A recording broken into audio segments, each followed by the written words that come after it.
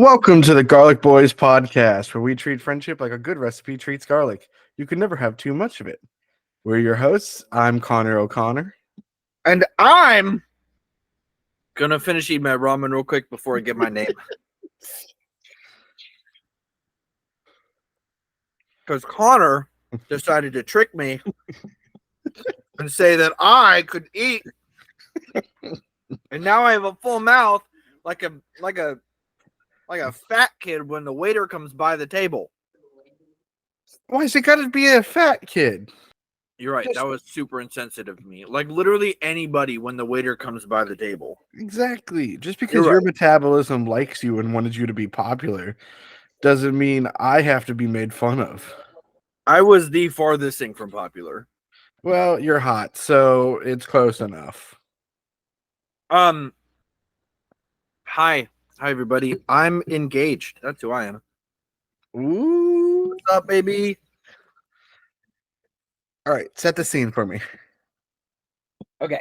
So, we were under a cherry blossom tree on a bridge. Okay. Cute. Yeah. Super cute. We were under a cherry blossom tree. We had the photographer in the corner. We had me and her with a lot of people around us. All right. I got down on one knee. One knee. One knee. And I Not said, both knees? not both knees. One knee. One knee.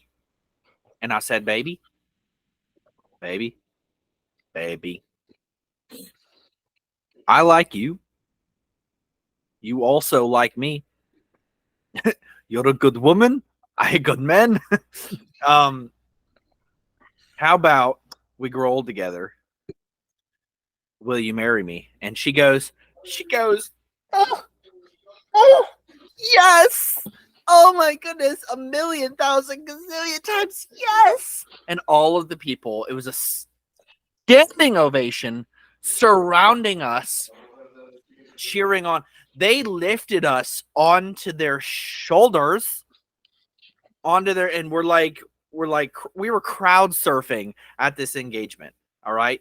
And then they threw us out of the conservatory, and there was a really, really weird break in everybody's day. That seems rude for them to throw you out just because you were causing a ginormous ruckus within a public building. We're their public building, so anybody can do anything they want because it's a public building. Exactly. If it don't want it to be public, then don't unlock the door. Exactly. It was actually $60 for all three of us to get in there, so they unlocked the doors, but at a hefty price. I need to know $60 each or total? No, total. So 20. Okay. 20 I was about to say, but I don't know if an engagement is worth that much money. It was the Phipps Conservatory. Beautiful place. It has lots and lots of different plants. It was really cool. Dude, I can drive there. I wasn't working yesterday. Yeah. I could have celebrated with you. You absolutely could have. And had I thought of that, I may have invited you, but I did not. Did you forget Pittsburgh is the city I live in? No, because we actually took like the exit towards Monroeville. That I'm like, oh yeah, Connor used to live over there. Because it's where the exit I would take to go see your mom. Well, go see you. To go see you while also seeing your mom because you live there. He's seeing my mom again. That was one of the best unintentional your mom jokes that ever existed. Matt, number one question to ask, are you happy? I'm very happy. We did this. Listen, this engagement was a non-traditional engagement, which I'm stoked about because screw tradition. Sorry, I was on camera when I put up those figures. But that's okay because my mom doesn't watch YouTube. Anyway, so I'm not a big fan of tradition that has no purpose or whose purpose has been outlived, if that makes sense. I'm okay with tradition that makes sense and that has a purpose, and that like keeps people safe. Cool with that. Absolutely cool with that. So one tradition we broke was that she knew the whole thing. There was no surprise whatsoever in the engagement.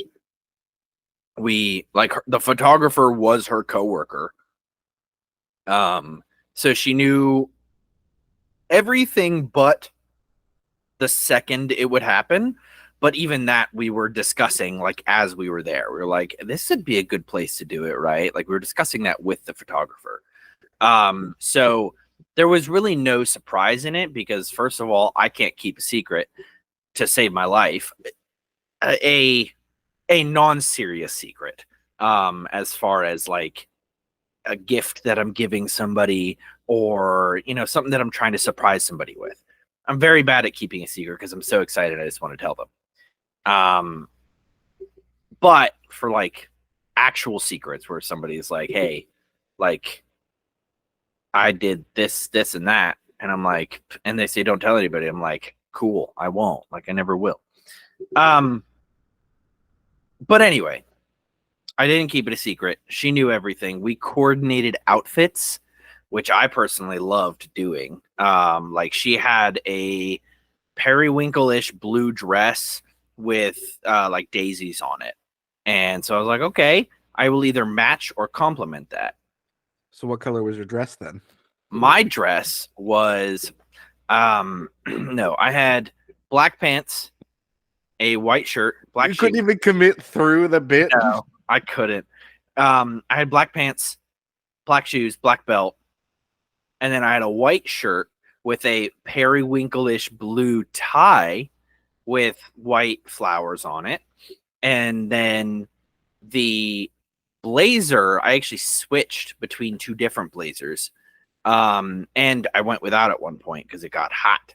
I did a salmon blazer, which very like well complements the blue that she was wearing. And I also did like a forest green type blazer, which also complements blue pretty well.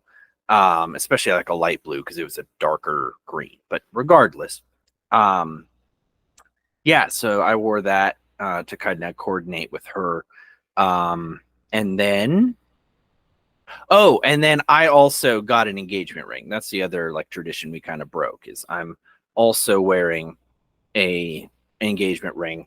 And then during our wedding, she's going to get the wedding band that came with her ring, and I'm going to get a separate like wedding band. It's going to like I'm just not going to wear this one anymore, or I will put it on like a necklace or something to that effect. But I'll get a separate wedding band from her that she gets to pick out and has a big part in. So very cool, very exciting. I loved it. It was a lot of fun. And Phipps Conservatory, never been there, seen it a million times, but it's stunning. It's gorgeous. We wanted to originally go to the Pittsburgh Botanic Gardens because they actually have a huge pond with like cherry blossoms and stuff. And I was like, oh my goodness, that would be gorgeous. Absolutely perfect. She loves water features. I love cherry blossoms. It's like a perfect combo. And it was freaking cold on Saturday. It was freezing. So we went to Phipps, which was a very, very good alternative. Just there were a lot of people there. I didn't like it. Pittsburgh surprisingly has a great amount of places to go see nice flowers. Yeah, yeah. Like I don't think that's like one place like people think like, oh, is there a good like botanical garden here? There is. Yeah. And cool. I think Phipps is also I think the place that has the zombie plant. The zombie plant? Is this plant that only blossoms like every 7 years or something? Oh, and okay. When it blossoms, it smells like rotting meat. Lovely, yeah. I definitely want that in my conservatory. So it's called the rotting. It's like called the zombie flower because of that. Yeah, Yeah, that's fair. Kind of like a rare find in the universe. Exactly. Well, I'm glad you're happy, Matt. I'm happy for you. I think this is going to go well for you as you continue to go further into your adventure that is marriage. Second time's a charm. Sorry, that got dark. My bad. Do you know how much of a bush I beat around not to mention that? Trust me. No, actually, don't trust me because I bring it up all the friggin' time. Obviously not in an unhealthy way. Usually it's in conversations that Mia and I are having, serious conversations. But anyway, I do tend to bring it up just because I'm not fazed by it anymore. Like at one point, maybe, but I've processed it, I've dealt with it, and I can honestly say some things that I can't repeat on air.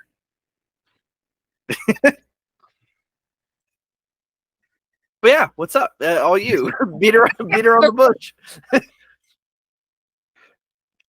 My girlfriend gave me this shirt. That's adorable. I like that shirt. For the really listeners, your knuff. I don't, but she does, and that's adorable. It's a shirt that says "I'm Knuff." Mm.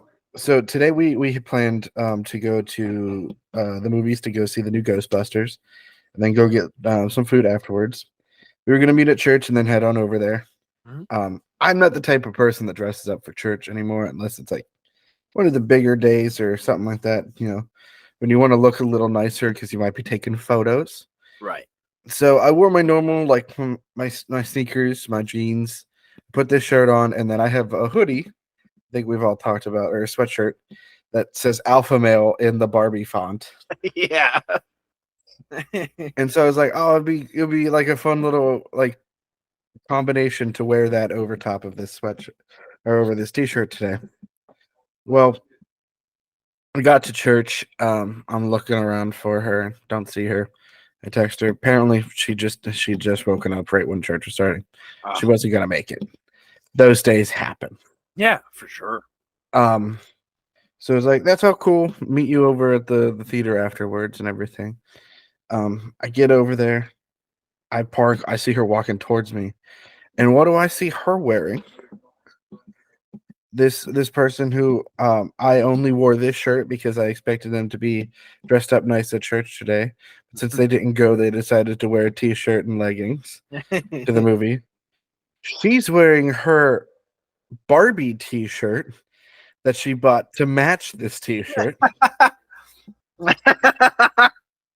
that neither one of us wanted to wear at the same time as the other person. Oh my goodness. So for the listeners out there, Connor hates sentimental things like matching with with his friends or significant others. It's not that I hate it. I just think it's lame. And I thought it was cute that she wanted to do that. She wanted to get me this shirt because I kept saying how much I wanted the hoodie that said I'm enough, but the official ones with like the nice like fleece or like wool or whatever it is, they don't make in my size. I have a pillow that's the same material that says that on it. I got from Sam's Club. It's nice. So she got me this because it was like enough of a middle ground. Yeah, for sure. To have something, and I so appreciated her getting it. And then she's allowed to buy whatever shirt she wants. She's an adult. Yeah. But I specifically wore this because I was like, there's no way she's going to wear hers. Exactly. But she wore it thinking there's no way he's going to wear his. And that was our fatal flaw. That's hilarious. That's absolutely hilarious. You know what I wore to church today? Mothman. Mothman. And my pagan symbology. Oh boy. Bet Carol was not happy about that. So no, I also wore my Eclipse sunglasses. Speaking of, the eclipse is already passed by the time you're listening to this. I didn't really want to talk about the superpowers I got from the eclipse. Not quite yet. I was wearing my eclipse sunglasses, these beautiful red sunglasses. Are you sure those aren't your blade sunglasses? They are technically my Mothman sunglasses, which is of course why I wore them with my Mothman shirt. Are you gonna do Mothman cosplay? I so badly want to, but specifically the Adventure Zone Amnesty Mothman. Now that my hair is long, which I'm pretty sure he's described as, or at the very least, most people, depict him as having like long, like I'm talking like shoulder length long hair. So I'm about to have, I mean, I basically have that. And I can cosplay as not only Kanan Jarrus, which is the reason I'm growing out this stinking mane, but the Mothman, which is my favorite character ever. Well, if you want longer hair, what we can do is my hair is almost to about my back. Yeah. Which with my head and like torso length, it's about 2 feet of hair. Yeah. I can shave my head. Yes. And then we make you a wig. Extensions. Yes. I love it. Let's get me a weave, some extensions for these beautiful locks I already have. Of my hair. Of your hair, which is a completely different color, but totally doable. Color, texture, everything. No, so I watched the new Ghostbusters today. Yes, how was it? It's so good, dude. Yeah. Jason Reitman really understands the characters. That's good. And like he understands like sort of how to move forward. We still had a lot from the older Ghostbusters that are still with us. Yeah. But like it truly did focus on McKenna Grace's character still. And it also gave truly one of the best Paul Rudd performances of the last decade. I love Paul Rudd so much. There's nothing better than a good Paul Rudd. Oh, it was Ghostbusters Afterlife that revealed my mom's affinity for Paul Rudd to me. I watched it on like a week ago, basically, from when we're recording this. I watched with her TMNT Mutant Mayhem, the new one. Oh yeah, she plays Mondo Gecko, and she was reading a book while she was in the same room as I was watching it. She kind of leans up and she goes, "Is that Paul Rudd?" So you have not reacted to any of the other voices in this movie. That's the one that gets you to sit up. I love that. That's amazing. And then the same thing happened while watching Ghostbusters Afterlife. Is like we were just watching the movie. I was watching the movie. She was reading her book. And then she hears Paul Rudd and she just goes, just slowly, like doesn't want me to see that she's looking. And then eventually just Foley is watching the movie with me. I can pick a Paul Rudd out of a haystack if that's what my task was. If my task was to pick Paul Rudd out of a lineup, I probably couldn't. Because I saw a picture of him on SNL last night and he has a full beard. And I was like, I can't figure out who this man is. And then I looked deeply into his eyes and I went, that's Paul Rudd. That's Paul Rudd. Oh, man. Paul Rudd is a gem. Like, probably the best actor. And I'm not even talking like actor-wise. I mean, he's a good actor. Really great actor. But like the best human being to come around this decade. I think he's a contender, at least. Well, it's like you never hear someone say like, "Oh, never work with Paul Rudd." Right. It's like Keanu Reeves. Like nobody's ever said, "I hate Keanu Reeves." Ever. Right. Not gonna happen. Well, technically, one person has, but that was in the script of a movie. Yeah. See, that doesn't count. No person in real life has ever said, "I hate Keanu Reeves," because they would be wrong, and they deserve all the hate that's coming to them. For sure. Well, Matt, I have something I want to talk about this week, Yes, I would and love this to is hear. it's something very serious, and I think we are not addressing enough, and it's an epidemic. Oh, I want to talk about Eggcorns. Eggcorns? Eggcorn. Never heard of it. Oxford Dictionary defines an eggcorn as a word or phrase that results in a mishearing or misinterpretation of another, an element of the original being substituted for one of the sounds very similar or identical. Toe the line instead of toe the line. So like TOW the line instead of TOE the line. Oh, okay. All right. So quite often are like homonyms. If I'm being honest, I don't know the difference between homophone and homonym. Is homophone like they sound the same but they're spelled differently because phonetics is like hearing? Is I think the phonetics hearing? homophone's the one that hates gay people. No, a homophone is a word that is pronounced the same as another word, but it has different meanings. Different meanings. And then homonym is they sound the same but they are spelled differently and have Yes, different meanings, I guess. yes. So I think Okay. It's like a synonym, I guess, because it has that nim at the end. Boy, oh boy, did I not listen in English class. This is the result of me having ADHD and zero desire to learn about the intricacies of the English language. so. It looks like homophones are how we get puns. Mm-hmm. Yeah. Um, and it's also like there, and there, two and two, Yeah. red and red. And then homophones are like lead and lead. Like Yeah. Like they're spelled exactly the same. yeah, Lead, Lead. But one is said lead. Kind of like read and read, Read, Read. right. I see. Um, so some examples of some eggcorns Yeah. are baited breath. Baited. Like Okay. they baited the breath instead of baited breath. Like, you know what I mean? Yeah, like they put a worm on that breath. Right. They The bait. beckon call for beck and call. Okay.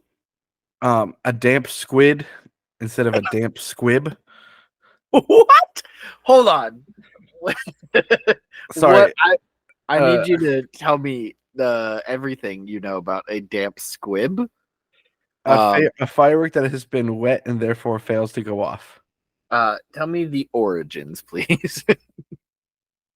Because Somebody got a firework wet and it didn't go off.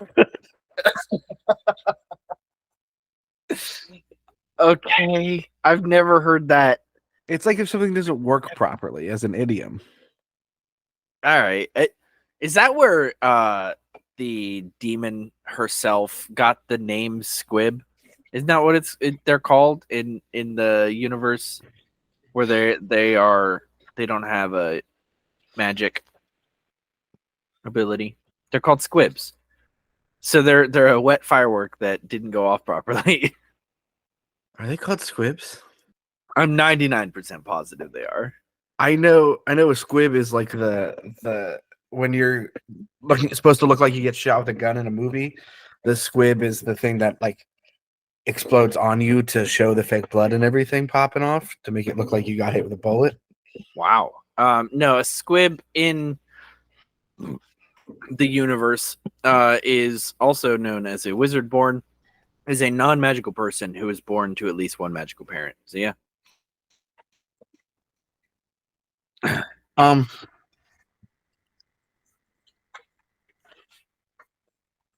Sorry, I got a new chair and it's on wheels. Oh man. And weirdly enough, this house is sort of on an angle. So during the podcast, you're just slowly sliding backwards. Yeah, I have a love seat here to help kind of keep me in place. Um, and so another one is like one foul swoop instead of one fell swoop. Oh yeah. Old timers disease. Old timers disease. Okay. I thought that it was old timers disease maybe one time in 5th grade. But it's actually, Alzheimer's disease. there you go. I'm going to give you a few and you tell me what the actual one is. Okay, we'll try this. Jar dropping. Jaw dropping. There you go. Just desserts. Hold on. Say that one more time. Just desserts. Oh, shoot. Is it not just desserts? No, it's not. That's what I've always heard. Well, it's just deserts. Huh? Are you 100% positive it is? This is what Wiktionary is telling me. It's got 2 S's? So you think it has 2 S's, but it only has 1 S. So the description, like the example they give here is, it may appear that they're getting ahead by cheating, but they'll get their just dessert in the end. I don't get it. I don't either. And I think we should move on because I hate that. I hate all of that. Do you have more that I could guess? Yeah, sorry, I was trying to go into the etymology of desert to see if that would help. Free reign. Free reign? Yeah. Well, gosh, golly gee. I don't know. The answer, golly gee, I'm going to actually accept, because it's not rain, REIGN. It's rain, REIN. Okay, yeah, that makes more sense because like free, like rain, REIN is like the horsey things, and rain, REIGN is like leading or being a ruler. I see.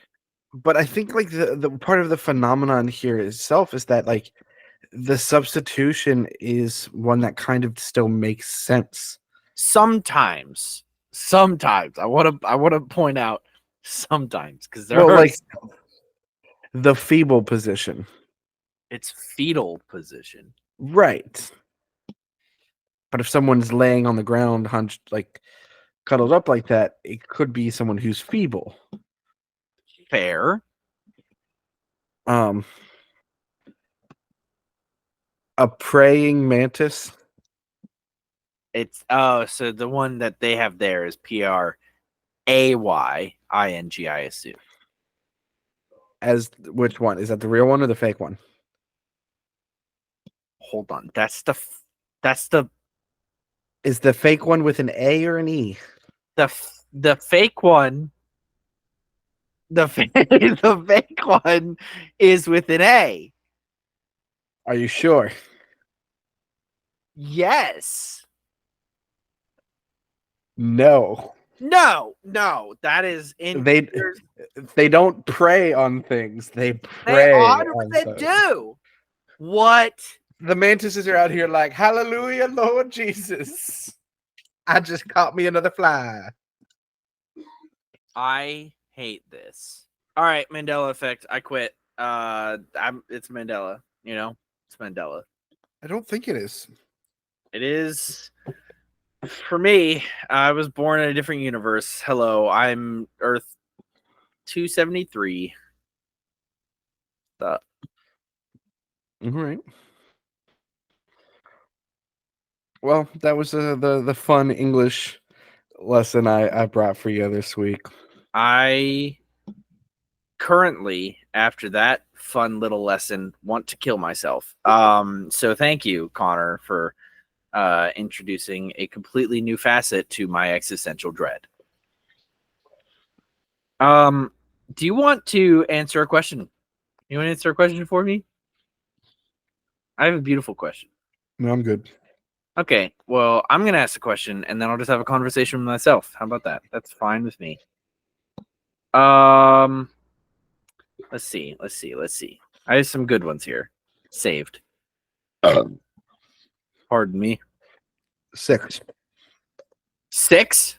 1, 2, 3, 4, 5, 6. That's the last one I have. So, No, I was giving your burp a 6, but that's fine. well, dang it. That's good because 6 was the question we answered last week. I need to unsave that because we already answered that. I would like to ask you a question. Oh Lord. Oh Lord, this got worse and worse.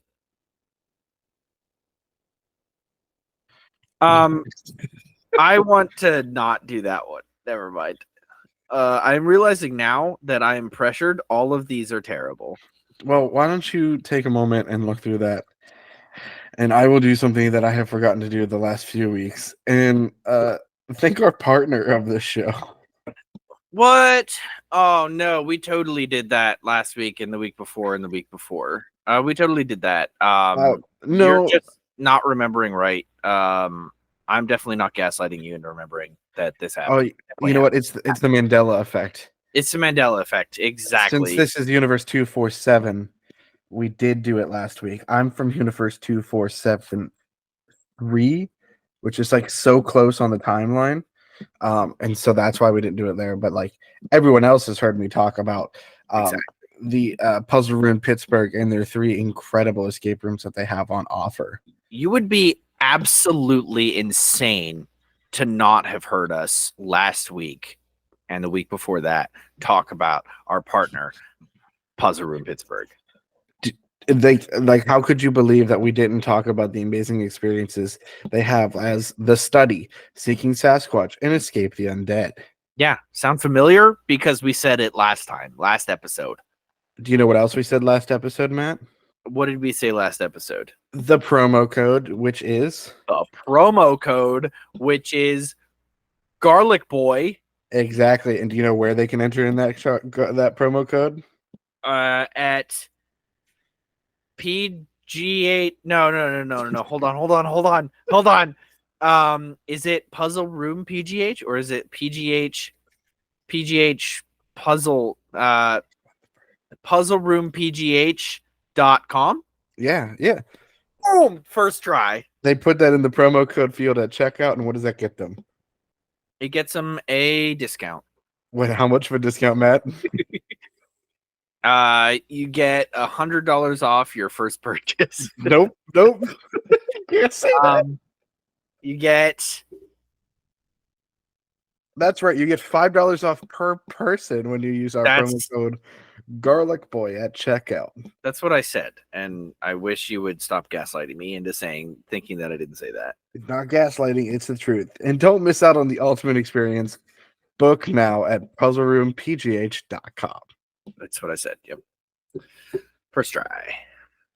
I think that next we should bully them into canceling the study or revamping the study so that we can do the study the next time and film it. I don't know what you're talking about. At this point, we've never gone and done any of the rooms and filmed in it. Yeah, totally not. We didn't do that. We didn't do anything. Hey, look at this photo I found that I forgot about. Is he going to show it? Hold on.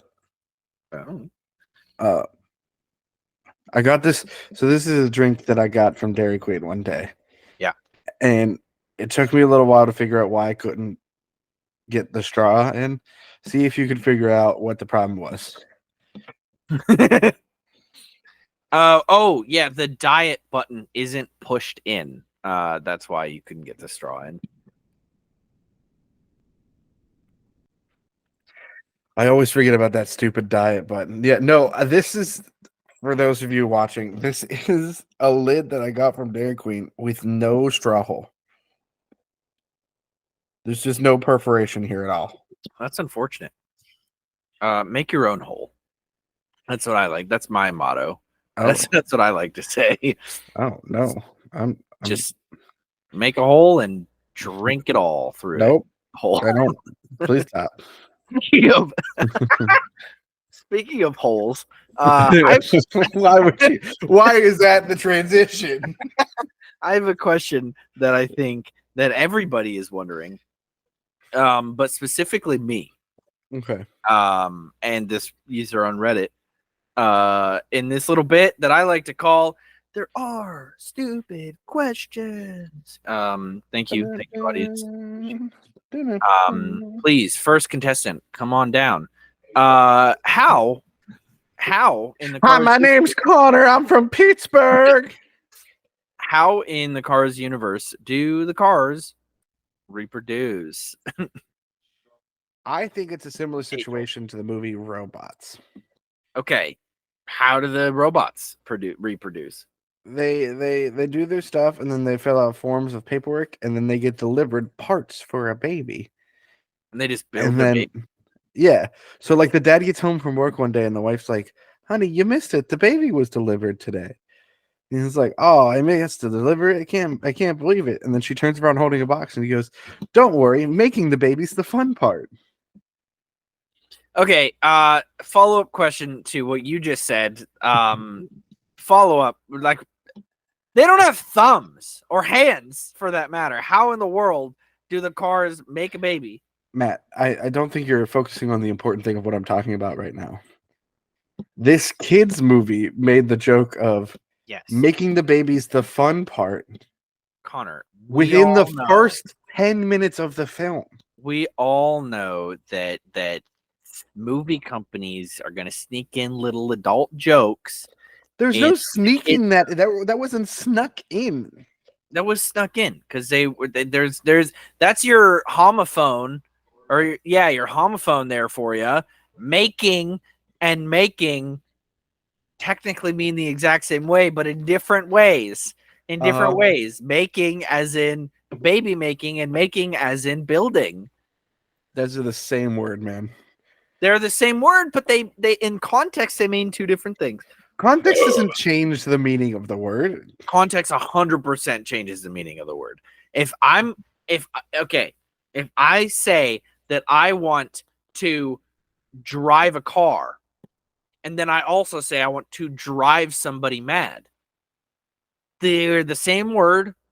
They mean something the same thing, but in context, they are two different words. Same word, same meaning, but two different completely contexts. So in this case, making could be reproducing as humanoids often do, and also other living creatures that are not humanoidal, and making as in building, putting together piece by piece a robot child. You know my second favorite joke from that movie? Yes, I'd love to hear it. Robin Williams' character goes, "Stick with me, kid. I know this city like the back of my hand." And he looks at her hand and he goes, "Oh, that's new." And then they get flung somewhere. That movie, comedy gold. One of the great works with Robin Williams in it. And then he's taking him home to meet his family. And he's like, "Oh, well, you're gonna love Aunt Fanny." And he's like, "Why is she called Aunt Fanny?" It's like, "Well, we couldn't call her Aunt Flat." And they walk in, and Aunt Fanny just has this huge dumper of a snail butt. Oh my goodness, that movie was wild. Voiced by Betty White. Jennifer Coolidge. So close. They're basically the same person. I'm sorry. You just said that Betty White and Jennifer Coolidge are basically the same person? One of them is someone who's been a symbol of what sexuality is from the 90s. And the other one's a very dead. famous role. And the other one is Jennifer Coolidge. So I cannot tell you how much Maria hates Jennifer Coolidge. She absolutely despises Jennifer Coolidge. Anytime Jennifer Coolidge pops up, she's like, "Please, for the love of God, mute it, turn it, change it, do something." My question for you then is, how much does it bother you that she doesn't like Jennifer Coolidge? Oh, it doesn't, because I also despise Jennifer Coolidge. Are you sure? Because you just used her full legal name. Whose? You called her Maria. Oh, You yeah. busted out the legal first name. I did pull out the full name, but listen, Jennifer Coolidge is just so annoying in everything she's in. Everything. That's not true. We were just laughing about robots. The movie Robots is absolutely fantastic, but that doesn't mean every actor in it is fantastic. Is That's fantastic.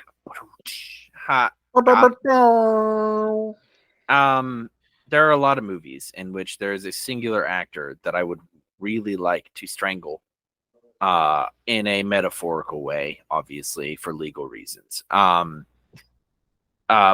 there's a lot of movies. I don't know where I was going with this. I'm really Do we want off. to get back to the question at hand? The question at hand, which you completely avoided. Yes. Was how do- Robots the best movie that's ever been made? Now, some people like to argue this fact, but I don't think it's much of an argument. How did I the have cars? two words. I have cars- two words for you. Is it a muffler? Like, is it muffler action? Ewan McGregor. I don't understand how that helps us figure out how cars reproduce. No, like I think it's an assembly line sort of thing. Well, because like I mean, we don't see a car grow up ever. Like we see kids, but we don't see one go from like being a kid to being an adult. Right. And like we see them age, and like in the universe, Doc dies because Paul Newman died in real life. And that's a good question, though. Like, do cars just get like new, bigger parts? Like, how big are they when they start? Are they like Tonka truck size when they start, and then they turn into like the normal size when they're done? I think so, because we see the little kid at the show, and he's holding an airplane on a stick, and like he's kind of RC car size. Okay, so are these like are these bodies that like are they fictional bodies that grow, or do they have to go to the shop, get new parts, and transfer their consciousness, or just like upgrade their car? Like they essentially will get a bigger body attached to the small body that they are already in, or do they grow like humans do? See, I think it's like a hermit crab situation, because there has to be some organic material Right, present within them, because they have tongues. Yes. Yeah, they have full-on mouths and tongues. I guess that can get hurt. Like if they were just drinking motor oil, they wouldn't need a tongue, right? Right. So they evolved into being within these forms somehow. So what do they eat? Motor oil, I think. I don't know, because even the bugs are cars. Oh, everything is a car. Cars all the way down. Oh my goodness. They just munch on like some car sushi. Well, because there's wasabi. They had wasabi. So that means there's at least whatever wasabi is as a food source in this world. I like to think about this like also like Pokemon. Like in Pokemon, there's no animals. Like the animals are Pokemon. So like people are just eating Pokemon, which we know is true. Terrible to think about, because they're usually seen as like great pets, but like there are people on this planet that eat dogs and cats that are usually seen as, amazing pets. Well, I think that's a good question then. Where do you draw the line with eating Pokemon? Right. Where do you draw the line with eating cars? Are there specific types you don't eat? Because like I don't think I need to eat an electric type. Do you only eat a car? Do you only eat a car with the same motor oil and gas that you usually put in your car? the most part, I'm going to say steel types out because that's just metal. Most rock and ground. Unless I think there are actually some characters in the Pokeverse that just munch on, similar to what's his face, Boomy, that just eats rock candy that's like literal just a gem, like a rock. I'm pretty sure I've seen people in the Pokeverse that just munch on some sort of rock candy similar situation. Well, like in the famous episode from season 1 with the jelly donuts, which are just onigiri. Yeah, but that's rice and seaweed. Right. Is there a seaweed Pokemon? Yes, there is. Skrelp, Dragalge, and Delmise. Those are all seaweeds. Yeah. So then are they eating the seaweed, or is there a non-sentient seaweed that they're eating? That's a great question. I mean, so I think there is non-sentient plant life. There are Pokemon that take on like the visage, I guess, of plants. So like Skrelp is kind of like a stick bug. They're not actually a stick, but they look kind of like a stick, or look a lot like a stick. So maybe Skrelp is a full Pokemon, full animal, that just looks and kind of blends in similar to other creatures that'll blend in with their environments. Delmise that's the ghost type, right? Ghost steel, the ghost water or ghost grass or something like that. Yeah. So like that's like it's possessing that thing, that item. Yeah. So I would say that probably also doesn't. I mean, if you eat what the thing is possessing, are you eating the possessed thing, or are you taking it away from the... Wow, there's a lot of questions. We're just opening up a can of worms. But the same thing, like to take it back to the original question though, with all of that and like trying to find where you draw the line. In the Cars universe, they have tractors, which are their versions of cows. Right. So do they just like munch on tractor parts? Boy, I love myself some ground tractor. I really love to grill up a nice tractor wheel. A nice T-bone, or tractor bone for short. Or tractor bone, or doesn't matter. Yeah, that is a little unsettling to think about. So, in conclusion, for my portion here, I don't know how they reproduce. I don't even know what they are. I think until we have a clear understanding if they are inorganic or organic material, we can't know if they're reproducing or if new versions of them are being built. Right. Because like in the second movie, we see the lemon cars.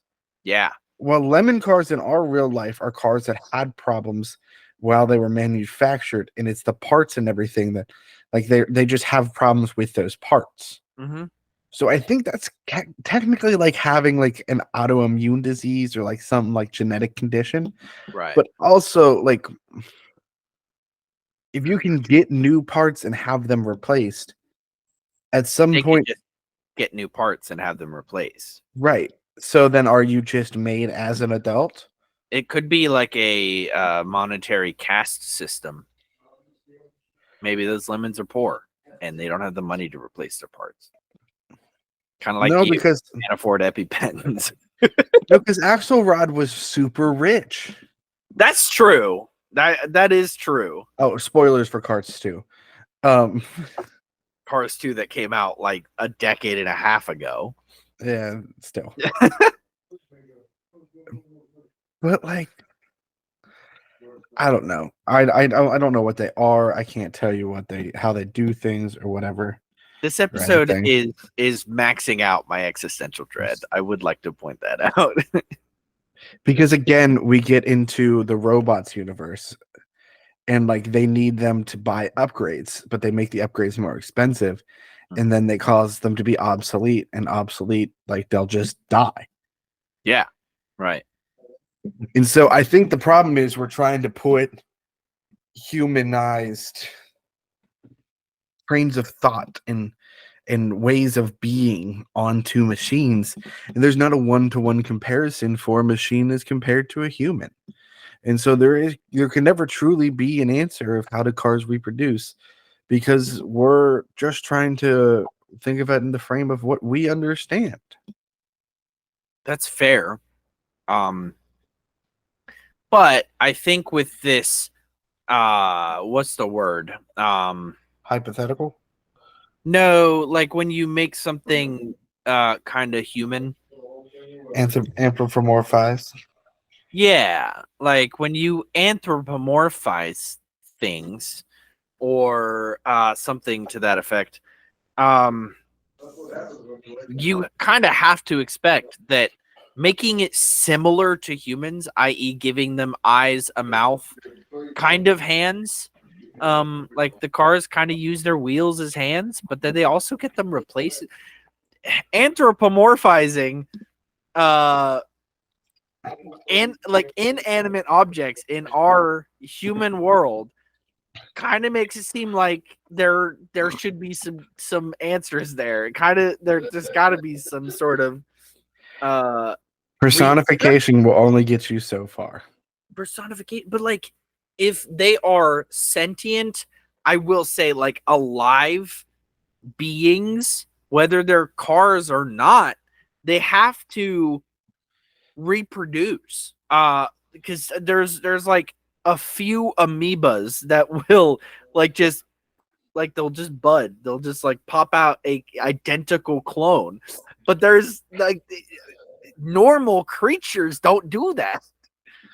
And if we are assuming that they are sentient living creatures, then there's got to be a way to reproduce because every living creature reproduces.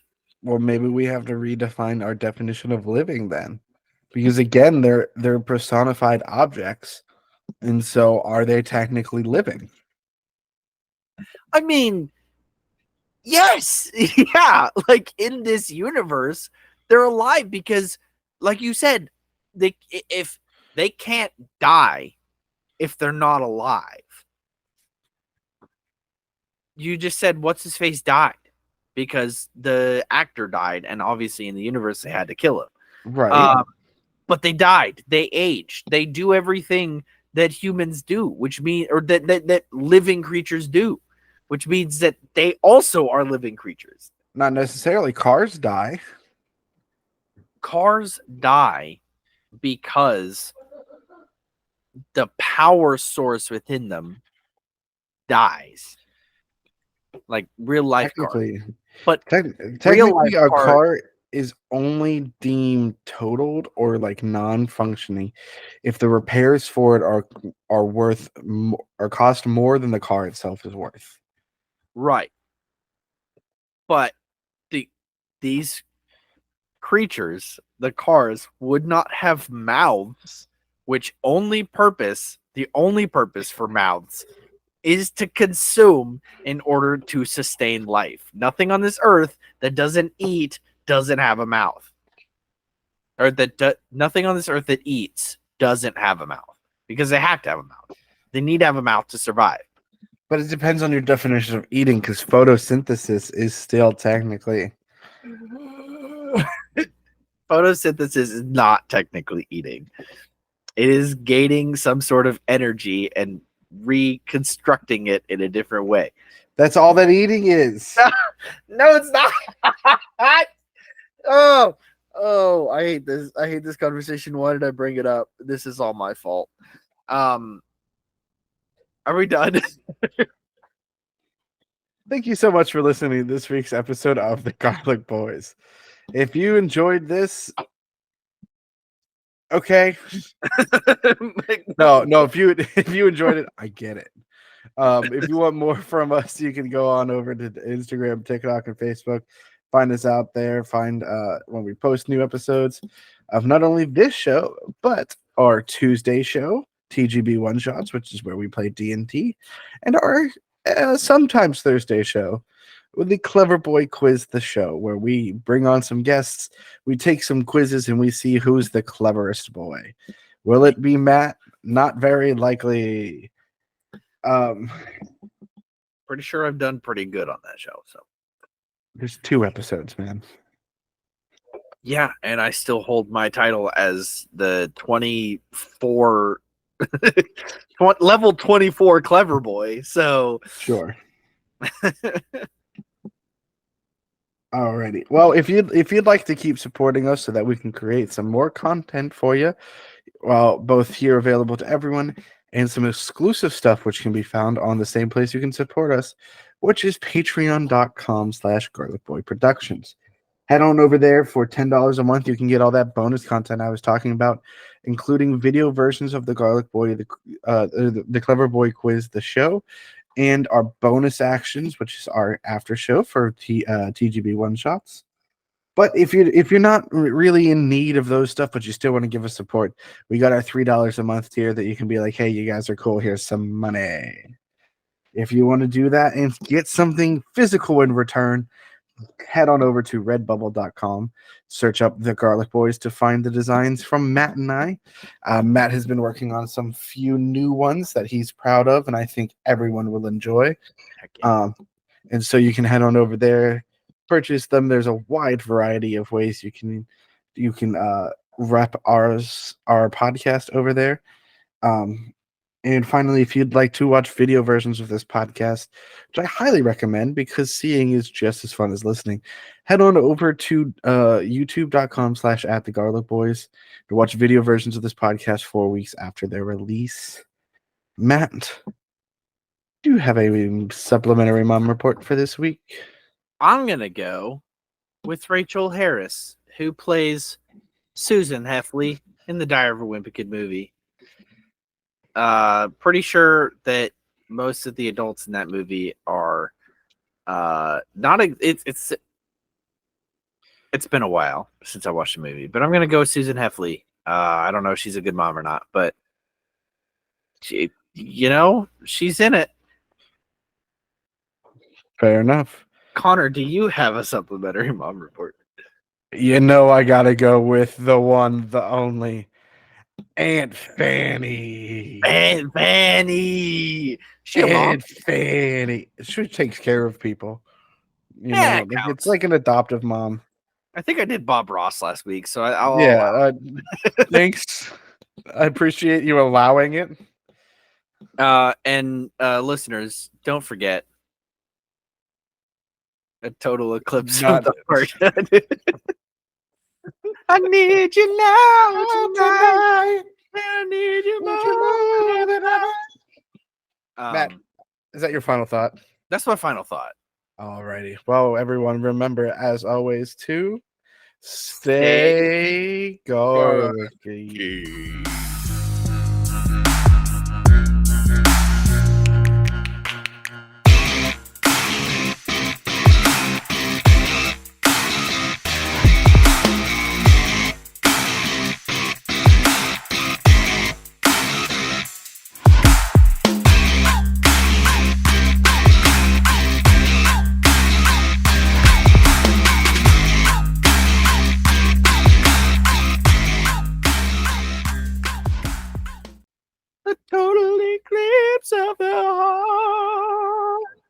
So anyways, ever since the eclipse, I can feel the sadness within other people and cause that to grow in strength. Wow, that sounds unfortunate for everybody around you. Me specifically, because I'm sad all the time.